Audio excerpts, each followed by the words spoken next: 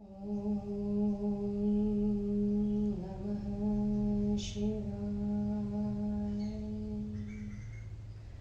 शिवजी सदा सहाय। ॐ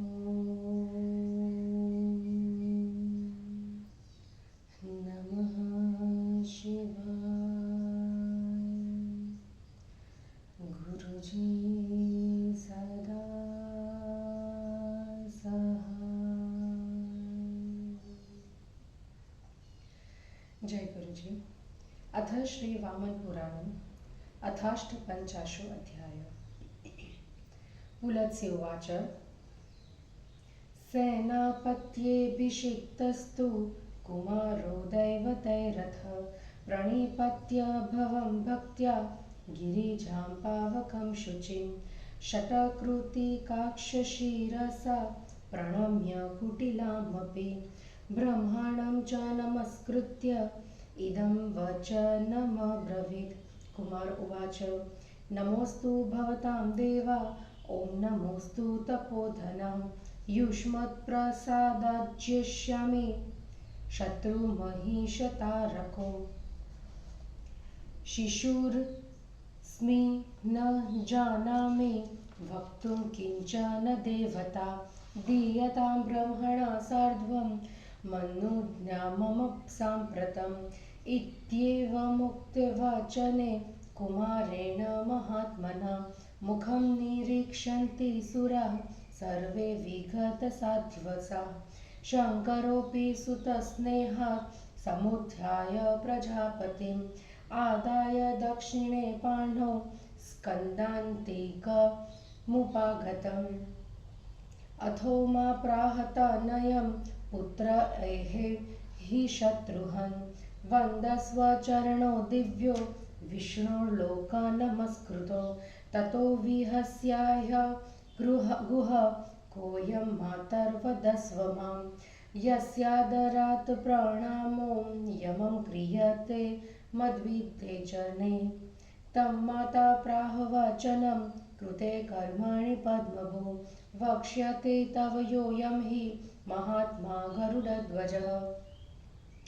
केवलं त्विह मां देवस्त्वष्टिता प्राह शङ्करः नान्यः परतोऽस्माद्वि वयमन्ये च देहिनः।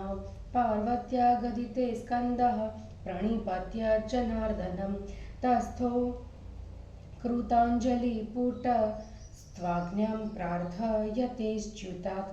कृताञ्जलिपुटं स्कन्दं भगवान् भूतभावनः कृत्वा स्वस्ययनं देवो हनुज्ञां प्रददौ ततः। नारद उवाच। यतत स्वस्ययनं पुण्यं कृतवान् गरुडध्वजः शिखिध्वजाय विप्रर्षे तन्मे व्याख्यातमुहर्षिणा। पुलत्स्य उवाच। शृणु स्वस्त्ययनं पुण्यं यत्प्राह भगवान् हरि स्कन्दस्य विजयार्थाय महिषस्य वधाय च। स्वस्ति ते कुरुतां ब्रह्मा पद्मयोनि रजोगुणः स्वस्ति चक्राङ्कितकरो विष्णुस्ते विदधा ध्वजः। स्वस्ति ते शङ्करो भक्त्या सपत्तिघ्नो को वृषध्वजः। पावक स्वस्ति तुभ्यं च करोतु शिखि वाहन। दिवाकर स्वस्ति करोतु तुभ्यं सोमासभौमासबुधो गुरुष्व। काव्यः सदा स्वस्ति करोतु भूत्यं शनैश्वरः स्वस्त्ययनं करोतु। मरीचिरित्री पुलः पुलत्स्यः कर्क्रतुर्वसिष्ठो भृगुरङ्गिराक्ष्व मृकण्डुजस्ते कुरुतां हि स्वस्ति स्वस्ति सदा सप्तमहर्षयश्व। विश्वेश्विनो साध्यमरुद्गणाग्र्यो दिवाकराशूलधरा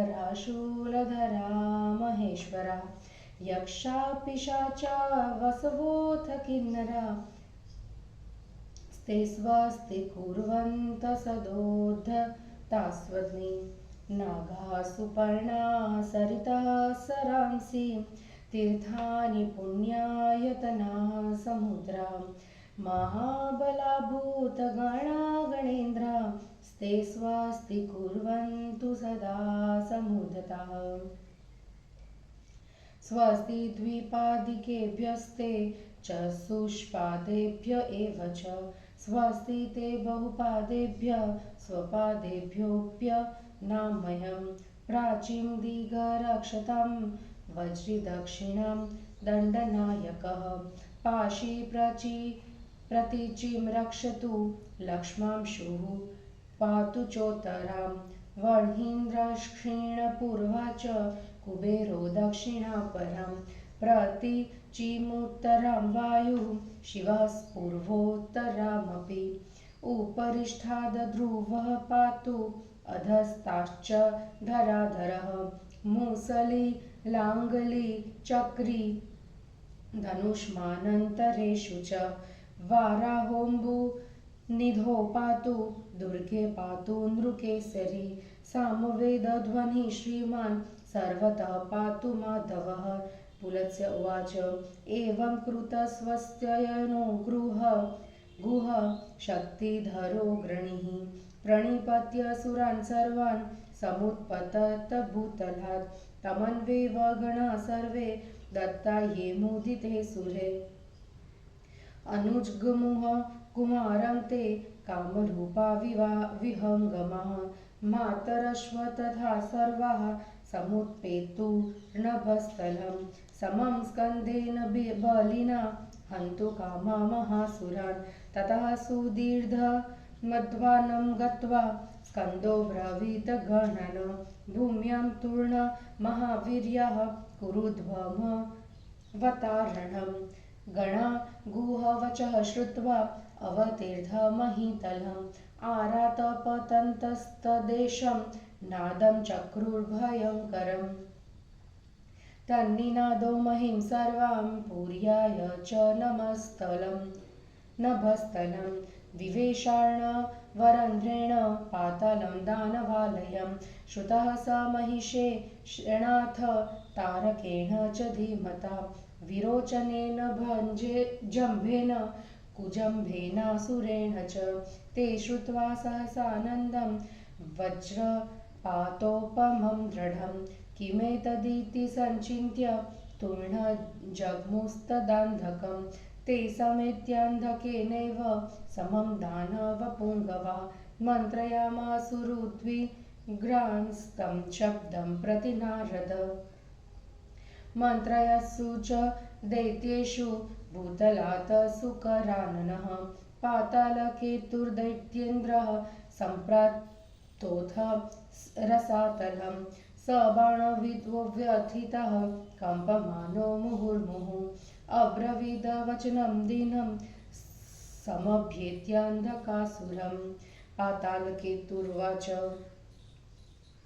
गतोऽहमासं दैत्येन्द्र गालवस्याश्रमं प्रति तं विध्वंसयितुं यत्नं समारब्धं बलान्मया यावत् सुकररूपेण प्रविशामि तमाश्रमं न जाने तं नरं राजन् येन मे प्रहितः शरसंभिन्नजस्तृक्ष्व भयात् तस्य महाजवः प्रणष्ट आश्रमात् तस्मात् स च मां पृष्ठतोऽन्वगात् तुरङ्गखुरनिर्दोषः श्रूयते परमोऽसुर तिष्ठ तिष्ठेति वदतस्तस्य शूरस्य पृष्ठतः तद्भयादस्मि जलधिं सम्प्राप्तो दक्षिणार्णवम् यावत् पश्यामि तत्रस्थान् नानावेशाकृतीं नरान् केचिद् गर्जन्ति धनवत् प्रतिर्गर्जन्ति चापरे अन्ये चोचुर्वयं नूनं निह्नामो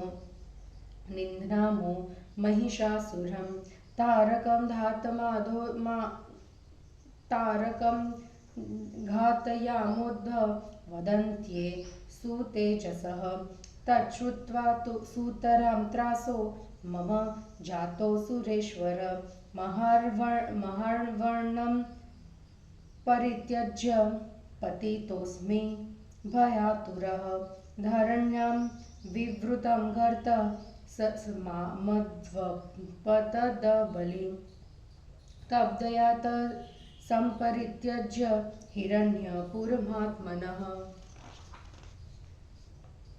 तवान्तिकमनुप्राप्तः प्रसादं कर्तुमहर्षि तच्छ्रुत्वा चान्धको वाक्यं प्राह मेधस्वनं वचः न भेत्व्यं त्वया तस्मात् सत्यं गुप्तास्मि दानव महिषस्तारकश्चोभो बाणश्व बलिनां वरः अनाख्यायेव ते वीरास्त्वन्धकं महिषादक्ष्यः स्वपरिग्रह संयुक्ता भूमिं युद्धाय निर्युयः यत्र ते दारुणाकार गणाश्वक्रमहास्वनं तत्र दैत्याः समाजग्मुः सायुधा सबला मुने दैत्यानापततो दष्ट्वा कार्तिकेयगणास्ततः अभ्यद्रवन्तः सहसा सचोक्रो मातृमण्डलः तेषां पुरःसरः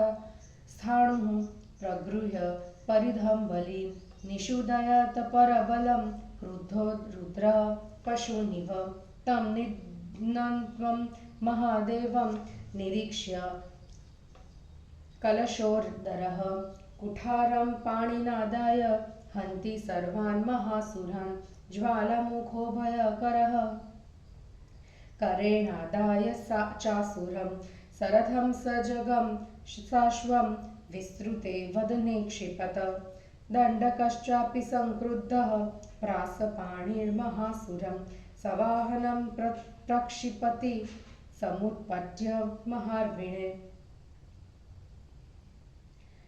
शरकुकर्णश्वमुसली हलेनाकृष्य दानवान् सञ्चुर्ययति मन्त्रिव राजानां सा प्रासभृद्वशी खड्गचर्मधरो वीरः पुष्पदन्तो गणेश्वरः दिग्ध्वा त्रिधा च बहुधा चक्रे दैतेय दानवान् पिङ्गलो दण्डमुद्धम्य यत्र यत्र प्रधावति तत्र तत्र प्रदर्शन्ते राशय शावदानवे सहस्रनयनः शूलं भ्रामयन् वेगणाग्रहिणी निजधानासुरान् वीरः सवाजी रथकुञ्जरान् भीमशिलावर्षे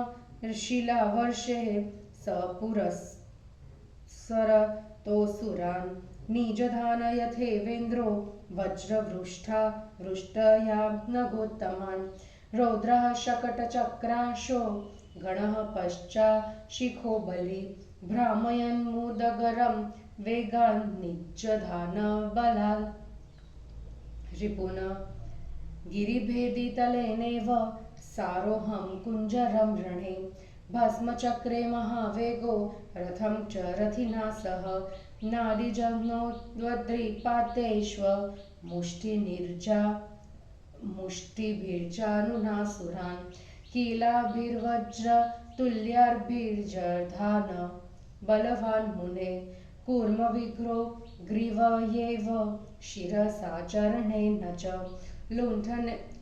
लुण्ठनेन तथा दैत्या निजधान सवाहनान् पिण्डारकस्तुतुण्डेन शृङ्गाभ्यां च कलिप्रिय विदारयति सङ्ग्रामे दानवान् समरोद्धतान् ततस्तस्त्यैन्यमर्तुलं वध्यमानं गणेश्वरे प्रदुद्रावायथ महिषस्तार्कश्च गणिः ते हन्यमानः प्रमथा दानवाभ्यां वरायुधे परिवार्य समन्तात् ते युयुद्धुः कपितास्तदा हंसस्य पट्टिशेनाथ जधान महिषासुरं षोडशाक्षस्त्रिशूलेन शतशीर्षो वरासिनः श्रुतायुधस्तु गदया विशोको मुसलेन तु बन्धुदत्तस्तु शूलेन मूर्ध्विदैत्यमत्ताडयत् तथान्येह पार्षदैर्युद्धे शूलशत्रुष्ठिपट्टिषे नाकम्पत तायमानोऽपि मेनक इव पर्वतः तारको भद्रकाल्या च तथोल्लुखलया रणे वध्यते चैकचूडाया धार्यते परमायुधे तो दाह्यमानुप्रमथैर्मातृर्विश्व महासुरो न क्षोभं जगमुत्तुर्वीरो क्षोभयन्तो गणानपि महिषो गदया तूर्ण प्रहारे प्रमथानथ पराजित्य पराधावत कुमारं प्रति सायुधः तमापतन्तं महिषं सुचक्राशो नरीक्षहि चक्रमाधस्म्य संक्रुद्धो रुरोध दनुनन्दनं गदाचक्राङ्किकरो गणासुर महारथो अयुध्वे तां तदा ब्रह्मन् लधुचित्रं च सुष्ठु च गदां मुमोच महिषः समाविद्य गणायतु सुचक्राशो निजं चक्रमुत्सर्जर सुरं प्रति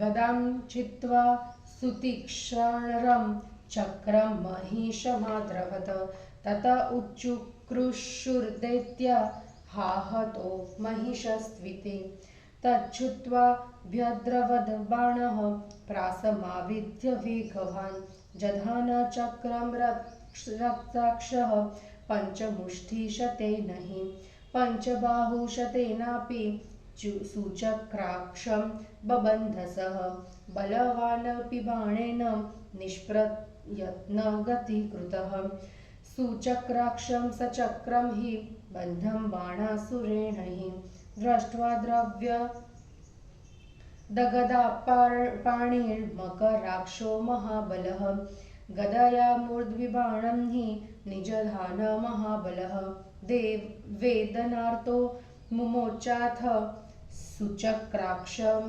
महासुरः स चापि तेन संयुक्तो वृदायुक्तो महामनः स संग्रामं परित्यज्य शालिग्राममुपाययो बाणोऽपि मकराक्षेण ताडितोऽभूत्पराङ्मुखः प्रपज्यत बलं सर्व दैत्यानां सुरतापस ततः स्वबलमीक्ष्येव प्रभग्नं तारको बली खड्गोधकरो दैत्यः प्रदुद्राव्य गणेश्वरान् ततस्तु तेन प्रमिते प्रतिमेन सासिन ते हंसवक्त्र प्रमुखा गणेश्वरः समातरश्वापि पराजितारणे स्कन्दनं भयार्ताः शरणं प्रपेदिरे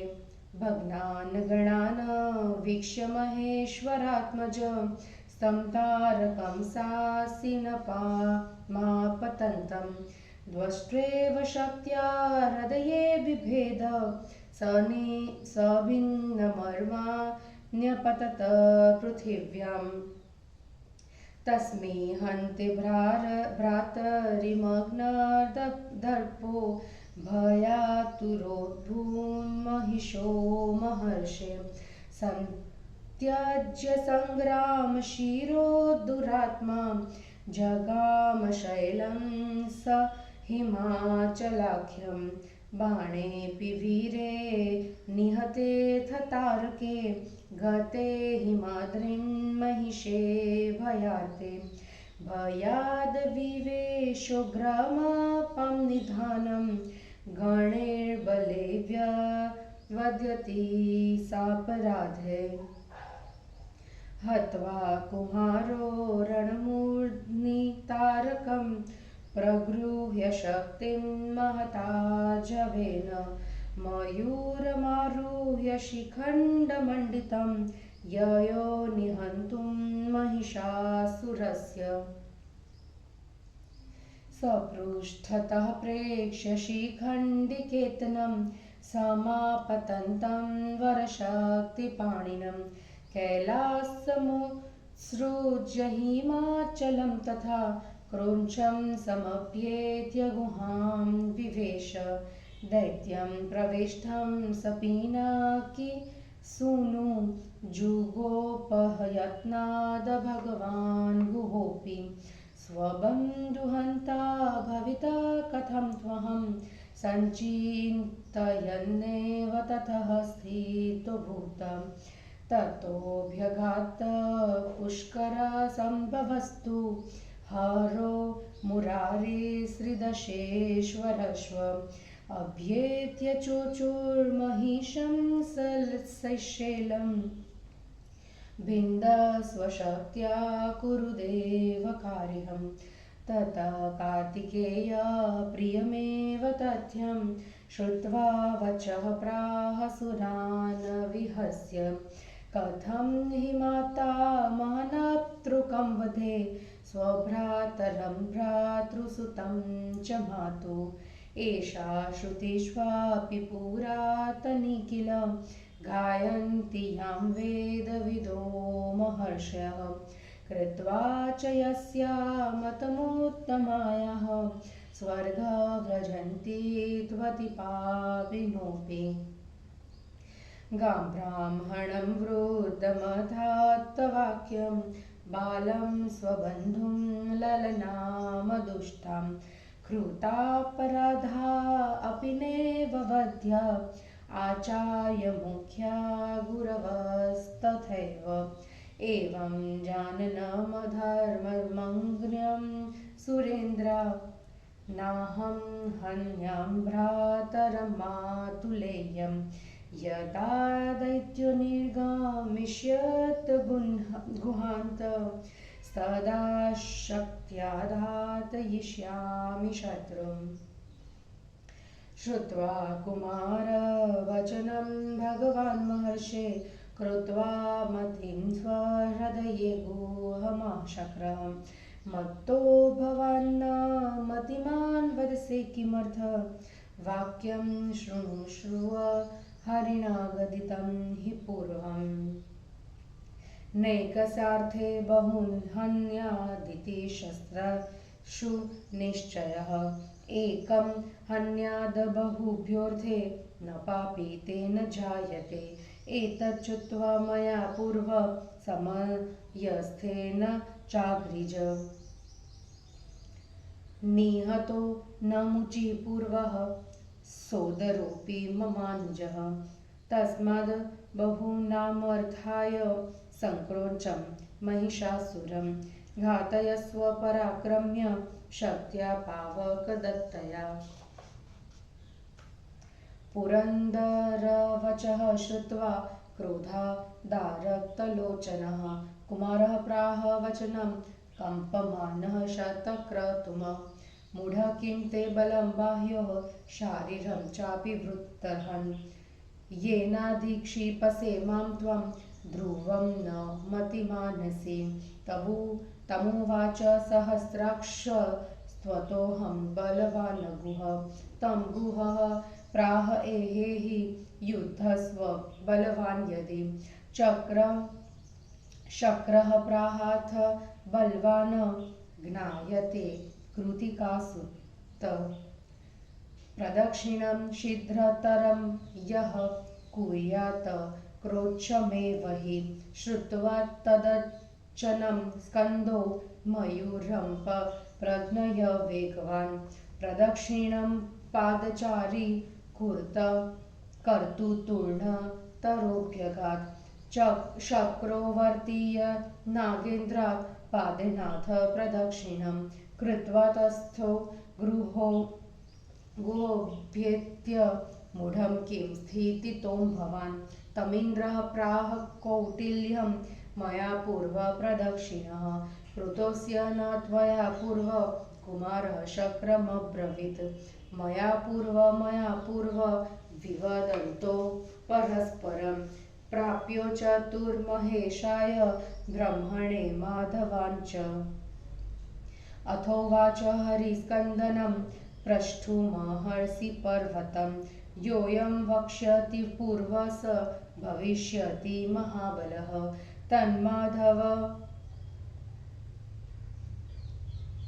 तन्माधव वचः श्रुत्वा क्रोश्वमभ्येत्य पावकीः। पप्रच्छाद्रिमिदं केन कृतं पूर्वप्रदक्षिणम्। इत्येवमुक्तः क्रोच्छस्तु प्राह पूर्वमहामतिः। चकार गोत्रभीत पश्चात्त्वया कृमथयो गृह। एवं ब्रुवन्तं क्रोच्छं सक्रोधात् प्रस्फुरिताधरः। बिभेदशक्त्या कौटिल्यो महिषेण समं तदा।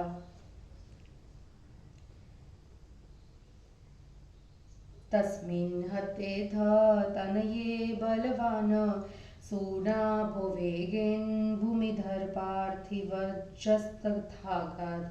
ब्रह्मेन्द्ररुद्र मरुदश्वी वसुप्रधाना जग्मुर्द्विहं महिषमीक्ष्यं हतं गुहेन। स्वमातुलं वीक्ष्य बलिकुमारः शक्तिं समुत्पाट्य निहन्तु कामः। निवारितश्वक्रधरेण वेगादालिख्य दोर्भ्या गुरुरित्युदीर्य। सुनाभमभ्येत्य हिमाचलस्थो प्रगृह्य हस्तेऽन्यत एव नीतवान्। हरिं कुमारं शशिखण्डिनं नय द्वेगाद्विवं पन्नगशत्रुपत्रः।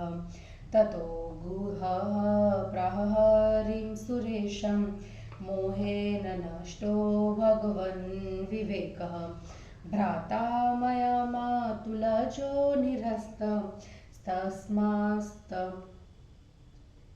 करिष्ये स्वशरीरशोषं। तं प्राह विष्णुव्रजतीर्थवर्य पृथुदकं पापतरो कुठारं। स्नात्वोद्धवत्यां हरमीक्ष्य भक्त्या भविष्यसे सूर्यसमप्रभावः। इत्येवमुक्तो हरिणा कुमार स्तभ्येत्वतीर्थप्रसमीक्ष्य शम्भुं। स्नात्वार्च्य देवान् सरवे प्रकाशो जगामशैलं सदनं हरस्य। सुचक्रनेत्रोऽपि महाश्रमे तप श्चारशैले पवनाशनस्थो।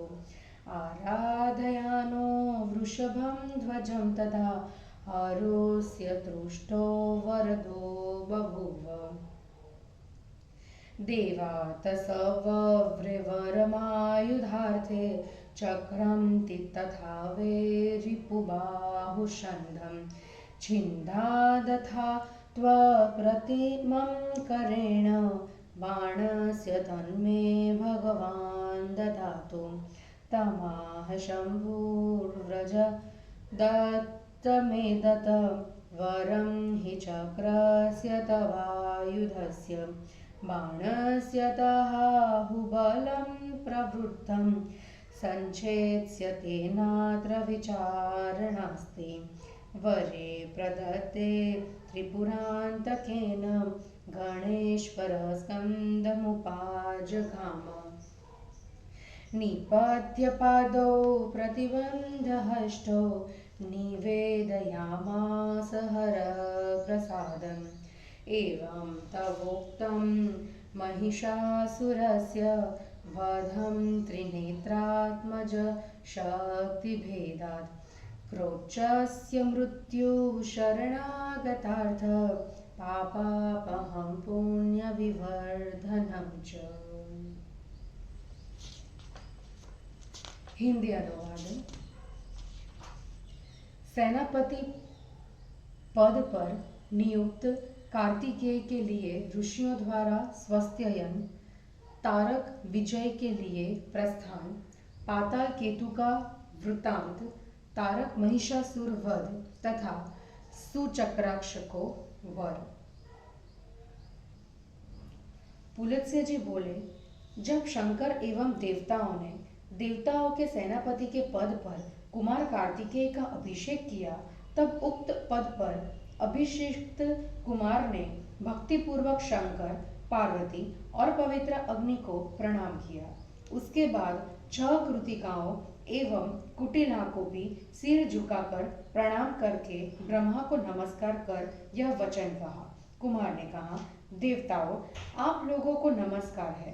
तपोधनों, आप लोगों को ओंकार के साथ नमस्कार है, मतलब ओम नमः। आप लोगों की अनुकंपा से मैं महिष एवं तारक दोनों शत्रुओं पर विजय प्राप्त करूंगा। देवताओं, मैं शिशु हूँ, मैं कुछ भी बोलना नहीं जानता। ब्रह्मा के सहित आप लोग इस समय मुझे अनुमति दे। महात्मा कुमार के इस प्रकार कहने पर सभी देवता निडर होकर उनका मुख देखने लगे। भगवान शंकर पुत्र के स्नेहवश उठे और ब्रह्मा को अपने दाहिने हाथ से पकड़कर स्कंद के समीप ले गए। उसके बाद उमा ने पुत्र से कहा, शत्रु को मारने वाले, आओ आओ, संसार से वंदित विष्णु के दिव्य चरणों को प्रणाम करो। उसके बाद कार्तिकेय ने हंसकर कहा, हे माता, मुझे स्पष्ट बतलाओ कि ये कौन है जिन्हें हमारे जैसे अन्य व्यक्ति भी प्रेम पूर्वक प्रणाम करते हैं। माता ने उनसे कहा, ये महात्मा गरुड़ध्वज कौन है, यह तुम्हें कार्य कर लेने पर ब्रह्मा ही बतलाएंगे। तुम्हारे पिता शंकर देव ने मुझसे केवल यही बतलाया कि इनसे बढ़कर हम लोग या अन्य कोई शरीरधारी नहीं है। पार्वती के स्पष्टतः कहने पर कार्तिकेय ने जनार्दन को प्रणाम किया एवं दोनों हाथों को जोड़कर वे खड़े हो गए और भगवान अच्युत से आज्ञा मांगने लगे। लोकस्रष्टा भगवान विष्णु ने हाथ जोड़े हुए स्कंद का स्वस्त्ययन कर उन्हें आज्ञा दी। नारद ने कहा, विप्रर्षे गरुड़ध्वज। विष्णु ने मयूरध्वज कार्तिकेय के लिए जिस पवित्र स्वस्त्ययन का पाठ किया, उसे आप मुझसे कहें। पुलत्स्य जी बोले, नारद जी, स्कंद की विजय एवं महिष के वध के लिए भगवान विष्णु द्वारा कहे गए मंगलमय स्वस्ति वाचन स्वस्त्ययन को सुनिए। जो स्वस्त्ययन पाठ किया वह उस प्रकार है। रजोगुण से संपन्न कमल योनि ब्रह्मा तुम्हारा कल्याण करे। हाथ में चक्र धारण करने वाले अजन्मा विष्णु तुम्हारा मंगल है। पत्नी सहित वृषध्वज शंकर प्रेम पूर्वक तुम्हारा मंगल करे। मयूरवाहन अग्निदेव तुम्हारा कल्याण करे। सूर्य तुम्हारा मंगल करे। भौम सहित सोम तथा बुध सहित बृहस्पति तुम्हारा मंगल करे। शुक्र सदैव तुम्हारा मंगल करे तथा शनैश्चर तुम्हारा मंगल करे। मरीचि, अत्रि, पुलह, पुलत्स्य, क्रतु, वशिष्ठ, भृगु, अंगिरा, मार्कंडेय ये ऋषि तुम्हारा मंगल करे। सप्तर्षिगण तुम्हारा सदा मंगल करे। विश्वदेव अश्विनी कुमार, साध्य, मरुदगण, अग्नि, सूर्य, शूलधर, महेश्वर, यक्ष, पिशाच, वसु और किन्नर ये सब तत्परता से सदा तुम्हारा मंगल करे। नाग, पक्षी, नदियाँ, सरोवर, तीर्थ, पवित्र देवस्थान, समुद्र, महाबलशाली भूतगण तथा विनायक गण सदा तत्पर होकर तुम्हारा मंगल करे। 2 पैर वालों एवं 4 पैर वालों से तुम्हारा मंगल हो। बहुत पैर वालों द्वारा तुम्हारा मंगल हो एवं बिना पैर वालों से तुम्हारी स्वस्थता बनी रहे, तुम निरोगी बने रहो। वज्र धारण करने वाले इंद्र, पूर्व दिशा की दंडनायक, दक्षिण दिशा की पाशधारी, पश्चिम दिशा की तथा चंद्रमा उत्तर दिशा की रक्षा करे। अग्नि अग्नि कोण की, वायुदेव वायव्य वायव्य कोण की और शिव ईशान मतलब उत्तर पूर्व कोण की रक्षा करे। ऊपर की ओर ध्रुव, नीचे की ओर पृथ्वी को धारण करने वाले शेषनाग एवं बीच के स्थानों में मुसल, हल, चक्र तथा धनुष धारण करने वाले भगवान विष्णु रक्षा करे। समुद्र में वाराह, दुर्गम स्थान में नरसिंह तथा सभी ओर से सामवेद के ध्वनि रूप श्रीमान श्री लक्ष्मीकांत माधव तुम्हारी रक्षा करे। पुरत्स्य जी बोले, इस प्रकार स्वस्थयन संपन्न हो जाने पर शक्ति धारण करने वाले सेनापति कार्तिकेय जी सभी देवताओं को प्रणाम कर भूतल से आकाश की ओर उड़ चले। प्रसन्न होकर देवताओं ने जिन गणों को गु के लिए दिया था, उन इच्छानुकूल रूप धारण करने वाले सभी गणों ने पक्षी का रूप धारण कर कुमार का अनुगमन किया। सभी माताएं भी पराक्रमी स्कंद के साथ महान असुरों के वध के लिए आकाश में उड़ चली। उसके बाद बहुत दूर जाने पर स्कंद ने गणों से कहा, महापराक्रमियों, तुम लोग शीघ्र ही पृथ्वी पर उतर जाओ। गु की बात सुनकर सभी गण पृथ्वी पर उतर आए। उतरकर उस स्थान पर उन गणों ने एकाएक भयंकर नाद किया। वह भयंकर नाद सारी पृथ्वी एवं गगन मंडल में गूंज गया। फिर तो वह समुद्री छिद्र से दानवों के निवास स्थान पाताल लोक तक मैं पहुंच गया। उसके बाद मतिमान, महिष, तारक, विरोचन, जंभ तथा कुजंभ आदि असुरों ने उस ध्वनि को सुना। एकाएक वज्रपात के समान उस भयंकर ध्वनि को सुनकर यह कहा। यह सोचकर वे सभी शीघ्रता से अंधक के पास चले गए। नारद जी, वे सभी असुर श्रेष्ठ व्याकुल होकर अंधक के साथ ही एकत्र होकर उस शब्द के विषय में परस्पर विचार विमर्श करने लगे। उन दैत्यों के विचार करते समय सुकर जैसे मुख वाला दैत्य श्रेष्ठ पाताल केतु धरातल से रसातल में आया। बाण से विद्ध होने के कारण व्यथित होकर वह बारंबार कांपता हुआ अंधकासुर के पास आकर दैन्य वचन बोले। पाताल केतु ने कहा, दैतेश्वर, मैं गालव के आश्रम में गया था और उसको बलपूर्वक नष्ट करने का उद्योग करने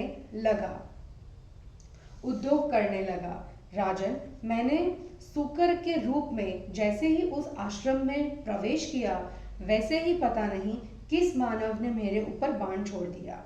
बाण से हंसली के टूट जाने पर मैं उसके भय के कारण आश्रम से तुरंत भागा, पर उसने मेरा पीछा किया। असुर मेरे पीठ पीछे आ रहे रुको रुको कहने वाले उस वीर के घोड़े की टाप का महान शब्द सुनाई पड़ रहा था। उसके भय से मैं जल निधि दक्षिण समुद्र में आ गया। वहां मैंने अनेक प्रकार के पहनावे तथा आकृति वाले मनुष्यों को देखा। उनमें कुछ तो बादल की भांति गर्जन कर रहे थे और कुछ दूसरे उसी प्रकार की प्रतिध्वनि कर रहे थे। दूसरे कह रहे थे कि हम महिषासुर को निश्चय ही मार डालेंगे, और अति तेजस्वी दूसरे लोग कह रहे थे कि आज हम तारक को मारेंगे। असुरेश्वर, उसे सुनकर मुझे बहुत डर हो गया और मैं विशाल समुद्र को छोड़कर भयभीत हो पृथ्वी के नीचे विस्तृत गंड मतलब सुरंग के रूप में बने हुए गुप्त मार्ग से भागा। तब भी उस बलशाली ने मेरा पीछा किया। उसके डर से मैं अपना हिरण्यपुर त्याग कर आपके पास आ गया हूँ। आप मेरे ऊपर अनुग्रह कीजिए। यह बात सुनकर अंधक ने बादल की गर्जन ध्वनि में यह वचन कहा, दानव, तुम्हें उससे डरना नहीं चाहिए। मैं तुम्हारा सच्चा रक्षक हूँ उसके बाद महिष और तारक ये दोनों तथा बलवानों में श्रेष्ठ बाण ये सभी अंधक से बिना पूछे ही अपने अनुगामियों के साथ युद्ध करने के लिए पृथ्वी पर निकल आए। मुने जिस स्थान पर भयंकर आकार वाले गण गर्जन कर रहे थे उसी स्थान पर हथियारों से सजे धजे दल बदल के साथ दैत्य भी आ गए। इसके बाद दैत्यों को आक्रमण करते हुए देखकर कार्तिकेय के गण तथा उग्र मातृकाएं उन पर सहसा टूट पड़ी। उन सब में सबसे आगे बलशाली स्थाणु भगवान लोहे की बनी गदा लेकर क्रोध से भरकर पशुओं के तुल्य शत्रुओं के सैन्य बल का संहार करने लगे। असुरों को मारते हुए महादेव जी को देखकर कलशोधर हाथ में कुल्हाड़ा लेकर सभी बड़े असुरों का विनाश करने लगे। भय उत्पन्न कर देने वाला ज्वालामुख रथ हाथी और घोड़ों के साथ असुरों को हाथ से पकड़ पकड़ कर अपने फैलाए हुए मुख में झोंकने लगा। हाथ में बर्छी लिए हुए दंडक भी क्रुद्ध होकर महासुरों को उनके वाहनों सहित उठाकर समुद्र में फेंकने लगा। मूसल एवं प्रास लिए हुए जितेंद्रिय शरकुकर्ण दानवों को हल से खींच कर इस प्रकार मटियामेट करने लगा जैसे मंत्री राजा को नष्ट करता जाता है। तलवार और ढाल धारण करने वाला गणों का स्वामी वीर पुष्पदंत भी दैत्यों एवं दानवों में किसी को दो किसी को तीन टुकड़ों में काट डालता तथा किसी को तो अनेक खंडों में कर डालता था। पिंगल दंड को उठाकर जहां जहां दौड़ता वहां दैत्यों के शव का ढेर दिखलाई पड़ने लगा। गणों में श्रेष्ठ वीर सहस्त्र नयन शूल घुमाते हुए घोड़े रथ और हाथियों सहित असुरों को मार रहा था। भीम भयंकर शिलाओं की वर्षा से सामने आ रहे असुरों को इस भांति मार रहा था जिस प्रकार इंद्र वज्र की वृष्टि से उत्तम पर्वतों को ध्वस्त करते हैं। भयंकर शकट चक्राक्ष और बलवान पंचशिख नामक गण तेजी से मुदगर घुमाते हुए बलपूर्वक शत्रुओं का संहार कर रहे थे। प्रबल वेगवान गिरिभेदी युद्ध में थप्पड़ों के भीषण आघात से ही सवार के साथ हाथी को एवं रथी के सहित रथ को चूर्ण विचूर्ण करने लगा। मुने बलवान नारी जंग पैरों मुक्कों घुटनों एवं वज्र के समान कोहनियों के प्रहार से असुरों को मारने लगा। कूर्म ग्रीवा सिर एवं पैरों के प्रहारों से तथा धक्का देकर वाहनों के साथ दैत्यों को मारने लगा। नारद जी पिंडार्क अपने मुख तथा दोनों सिंगों से गर्वीले दानवों को छिन्न भिन्न करने लगा। इसके बाद गणेश्वरों द्वारा उस असीम सेना के दलों को मारा जाता देख गणनायक महिष एवं तारक दौड़े। उन दोनों दानवों द्वारा उत्तम से उत्तम आयुधों से सहारे जा रहे वे सभी प्रथम गण अधिक क्रुद्ध होकर चारों ओर से घेर कर युद्ध करने लगे। हंसास्य पट्टिश से शोधशाक्ष त्रिशूल से और शतशीर्ष श्रेष्ठ तलवार से महिषासुर को मारने लगा। श्रुतायुध ने गदा से, विशोक ने मूसल से तथा बंधुदत्त ने शूल से उस दैत्य के मस्तक पर मारा। वैसे ही अन्य पार्षदों द्वारा शूल शक्ति ऋषि एवं पट्टिशों से मार खाते रहने पर भी वह मैनाक पर्वत के समान तनिक भी विकंपित नहीं हुआ। रण में भद्रकाली उलूखला एवं एकचूड़ा ने श्रेष्ठ आयुधों से तारक के ऊपर प्रहार किया। वे दोनों महान असुर प्रथमों और मातृशक्तियों से मारे जाते हुए होने पर भी स्वयं अक्षुब्ध रहकर गणों को क्षुब्ध कर रहे थे। उसके बाद आयुध सहित महिषासुर गदा की बार बार मार से प्रमथों को शीघ्र पराजित कर कुमार की ओर झपटा। उस महिष को झपटते देखकर अत्यंत क्रुद्ध हुए सूचक्राक्ष ने चक्र उठाकर दनुनंद को रोक दिया। ब्राह्मण हाथों में गदा और चक्र धारण किए हुए असुर और गण दोनों महारथी उस समय आपस में कभी तेज, कभी अद्भुत, कभी निपुण, इस प्रकार विविध प्रकार की लड़ाई करने लगे। महिष ने गदा घुमाकर सूचक्राक्ष के ऊपर मारा और सूचक्राक्ष ने अपने चक्र को उस असुर की ओर चलाया। अत्यंत तीक्ष्ण अरों से युक्त वह चक्र गदा को टुक काट कर महिष के ऊपर चल पड़ा। उसके बाद दैत्य लोग यह कहते हुए जोर से चिल्ला उठे कि हाय, महिष मारा गया। उसे सुनने के बाद लाल लाल आंखों वाला बाणासुर प्रास लेकर वेगपूर्वक दौड़ा और 500 मुट्ठियों से चक्र पर प्रहार किया तथा 500 बाहुओं से सूचक्राक्ष को बांध लिया। बलवान होते हुए भी सूचक्राक्ष बाणासुर के द्वारा प्रयत्न शून्य कर दिया गया। फिर बाणासुर के द्वारा सूचक्राक्ष को चक्र सहित बांधा हुआ देखकर महाबली मकराक्ष हाथ में गदा लेकर दौड़ा। महाबली मकराक्ष ने गदा से बाण के मस्तक पर प्रहार किया। उसके बाद कष्ट से दुखी बाण ने सूचक्राक्ष को छोड़ दिया और वह मनस्वी उससे छूटकर लज्जित होता हुआ युद्ध छोड़कर सालिग्राम के समीप चला गया। बाण भी मकराक्ष से चोट खाकर युद्ध से मुख मोड़ लिया। नारद जी, दैत्यों की सारी सेना छिन्न भिन्न हो गई। उसके बाद अपनी सेना को नष्ट हुआ देख बलवान दैत्य तारक हाथ में तलवार लेकर गणेश्वरों की ओर दौड़ा। उसके बाद खड्ग धारण करने वाले उस बेजोड़ वीर ने उन मातृकाओं सहित हंसवक्त्र आदि गणेश्वरों को हरा दिया।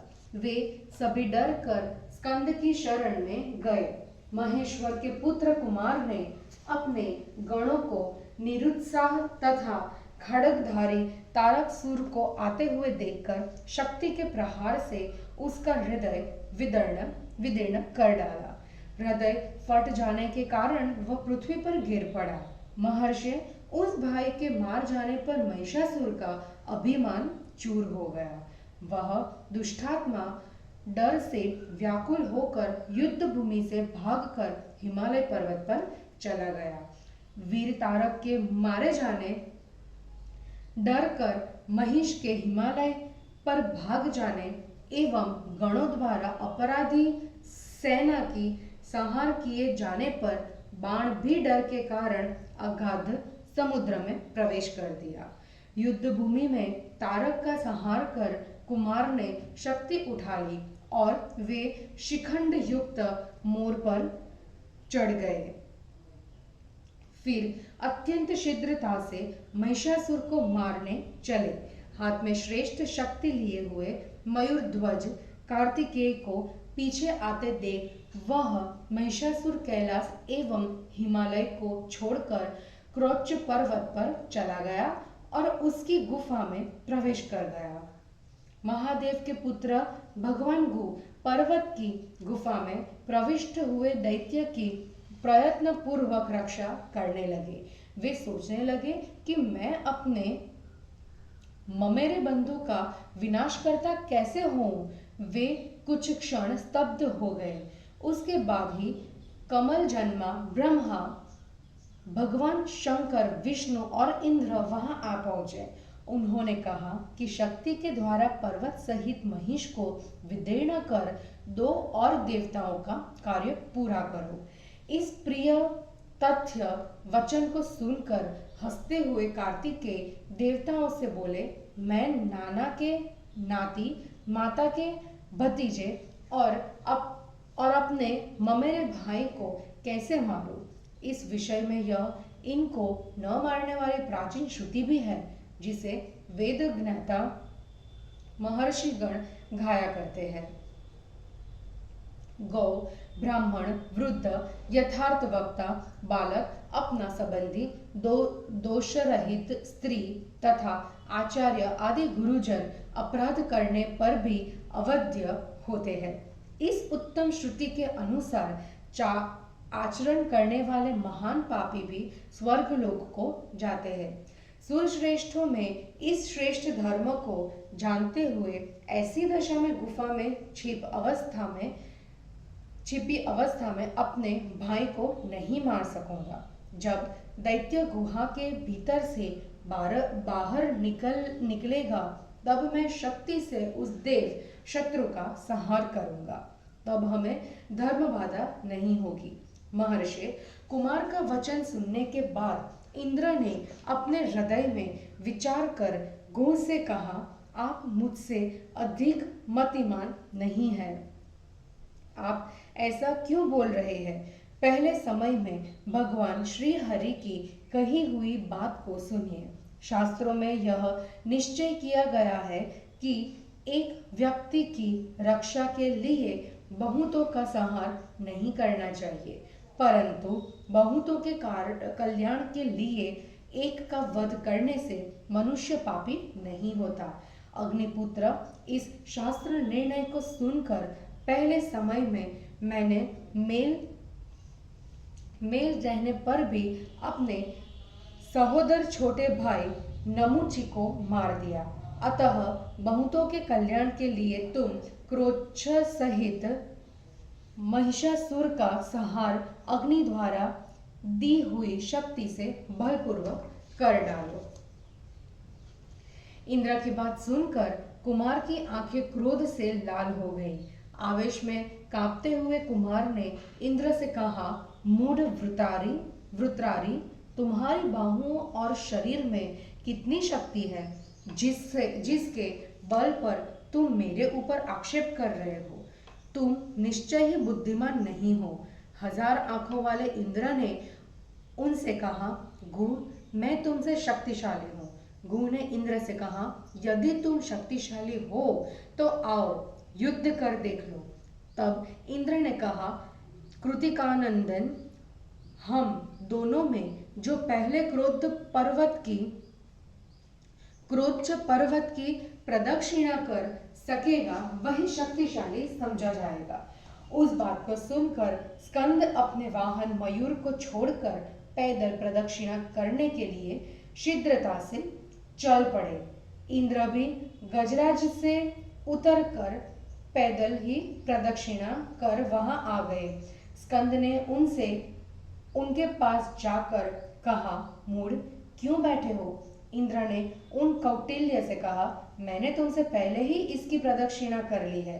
कुमार ने इंद्र से कहा, तुमने पहले नहीं की है, मैंने पहले की है।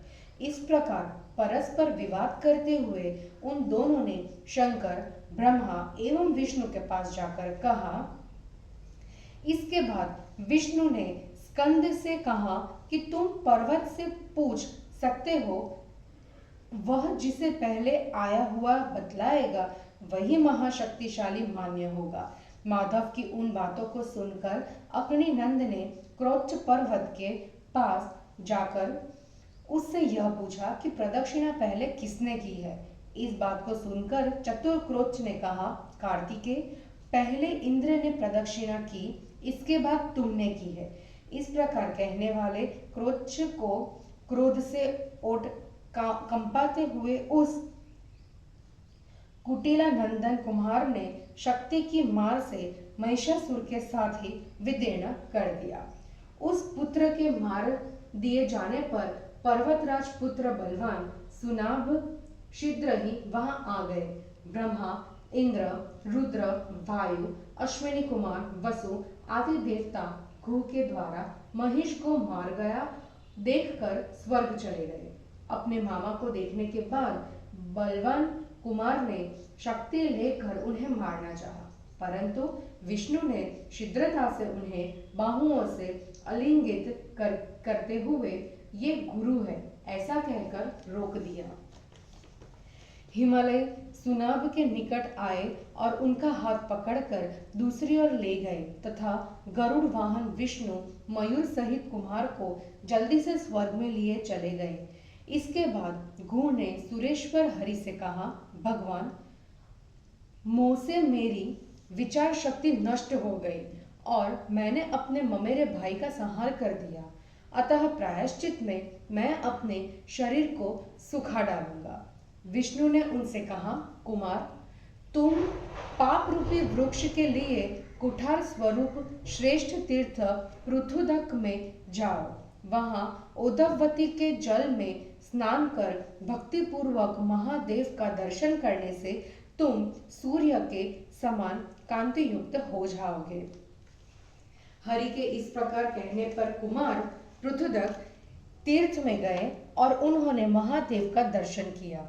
स्नान करने के बाद देवताओं की पूजा करके वे सूर्य के समान तेजस्वी होकर महादेव के निवास स्थल पर पर्वत पर चले गए। सुचक्र नेत्र भी केवल वायु पीकर पर्वत के महान आश्रम में शंकर की आराधना करता हुआ तपस्या करने लगा।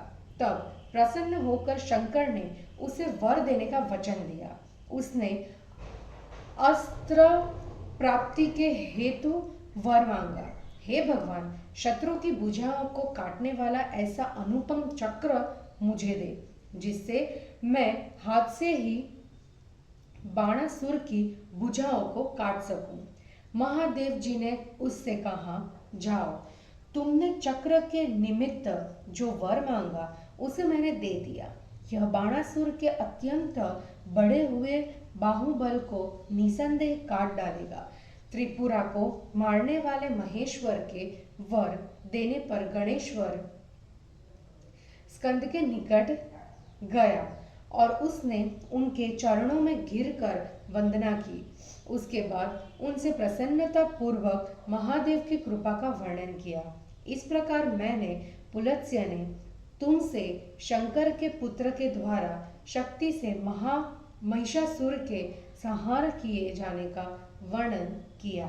शरणागत के हेतु क्रौच्च की मृत्यु हुई। यह आख्यान पाप का विनाश एवं पुण्य की वृद्धि करने वाला है।